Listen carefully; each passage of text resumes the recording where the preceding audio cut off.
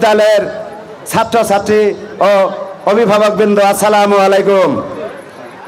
আসলে আজকের এই সমাবেশের উদ্দেশ্য একটাই উদ্দেশ্য, আমরা করলগ্রাসী যমুনা নদীর ভাঙ্গনের বাতায় একটা 95 সাল থেকে হাঁটি হাঁটি পা পা করে এই বলিয়াদি উচ্চ বিদ্যালয় আজকে অনেক ত্বরান্বিত হয়েছে।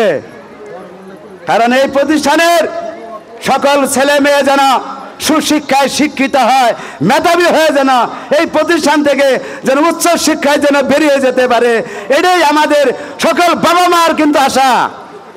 আমরা যারা অভিভাবক আছি, আমাদের ছেলে মেয়েকে আমরা ভালো ভালো কাপড় পরি না, আমরা ভালো কিছু খাই না,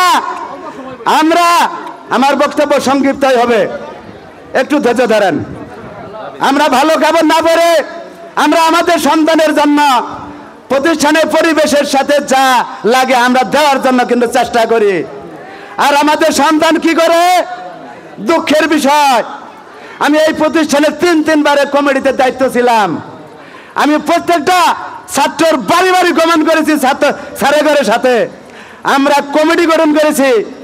5 জন শিক্ষক আর 4 জন কমিটি মিলে গ্রামে গ্রামে ঘুরে হুলিয়া জারি করে এই প্রতিষ্ঠানকে আজকে এত দূর লগ্নে আমরা দাঁড় করিয়েছি। সংগ্রামের সাথী বন্ধুরা, আমার ভাইরা, আমার চোখের পানি আসে।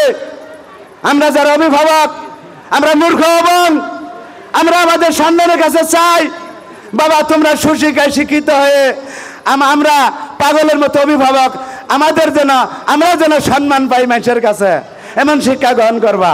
আর আমাদের সন্তান কি করে? স্কুলে না আসে, গাছতলে বাসতলে ওই করে আড্ডা, সেখানে যা। অভিভাবকদের প্রতি আমার আকুল আবেদন, আপনারা যেমন নিজের সন্তানকে বাদ দিয়ে আপনারা ছাগল কোথায় আছে, হাঁস মুরগি কোথায় আছে ঝাঁপিয়ে পড়েন, কিন্তু আপনাদের সন্তান কোথায় গেল সেখানে গেলে আপনারা খোঁজখবর রাখেন না।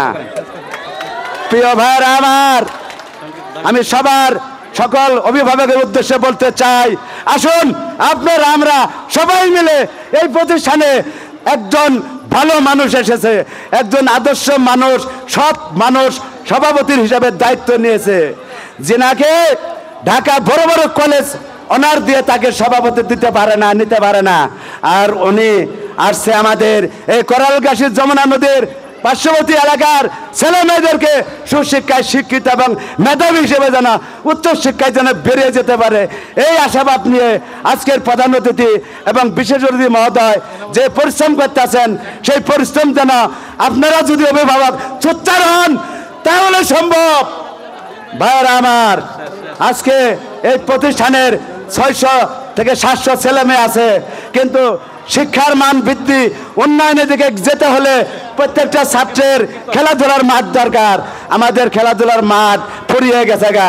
প্রধান অতিথি মহোদয় কাছে আকুল আবেদন, এই স্কুল মাঠে মাঝখানে একজনের জমি আছে, যেভাবে পারেন সরকার অধিগ্রহণ করে হলেও প্রতিষ্ঠানের মাঠ ত্বরান্বিত করবেন, এই আশাবাদ ব্যক্ত রেখে উপস্থিত সবার সুস্বাস্থ্য কামনা করে সবাইকে ধন্যবাদ দিয়ে আমি আমার সংক্ষিপ্ত বক্তব্য এখানে শেষ করছি। আসসালামু আলাইকুম।